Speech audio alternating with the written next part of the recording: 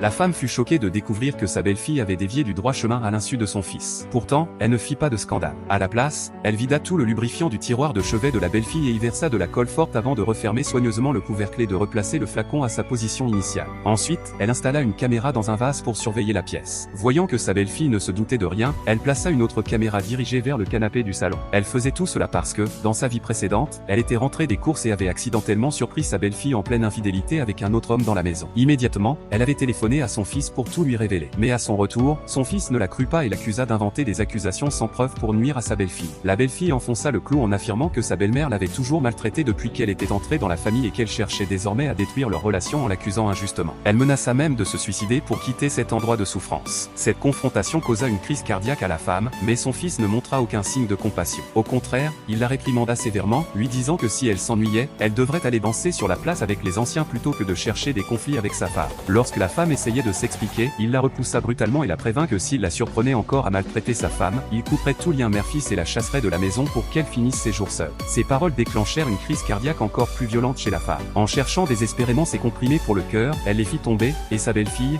sans pitié, tenta même de les écarter d'un coup de pied. C'est alors que la femme réalisa douloureusement ce que signifie avoir un fils qui oublie sa mère pour sa femme. Elle comprit qu'elle ne lui restait plus beaucoup de temps à vivre. Si elle pouvait recommencer sa vie, elle ne laisserait plus passer de telles injustices. Comme si le ciel avait entendu ses prières, elle se réveilla soudainement, réincarnée au jour exact où sa belle-fille allait la trahir. Cette fois, lorsqu'on lui demanda des preuves pour prouver l'infidélité, elle se promit de ne plus échouer. Elle se rendit discrètement dans la chambre de sa belle-fille, vida tout le lubrifiant, versa de la superglue à l'intérieur et remit le flacon en place. Puis, elle installa les caméras dans le vase et dans le salon, avant d'annoncer à sa belle-fille qu'elle partait au marché pour 3 heures. Comme prévu, à peine la belle-mère sortie, la belle-fille invita un homme pour jouer aux cartes, ignorant que tous leurs faits et gestes étaient surveillés par la caméra. Lorsque la femme vit, à travers les caméras, que le couple illégitime utilisait la fameuse bouteille contenant la superglue, elle afficha un sourire satisfait et malicieux. Elle appela alors son fils pour lui demander de rentrer tôt ce soir-là et téléphona aussi à ses beaux-parents pour les inviter à célébrer l'anniversaire de mariage du jeune couple. Pendant ce temps, les deux amants, désormais collés l'un à l'autre à cause de la superglue, étaient paniqués et désespérés. Conscient que sa belle-mère ne tarderait pas à rentrer, la belle-fille n'eut d'autre choix que de l'appeler.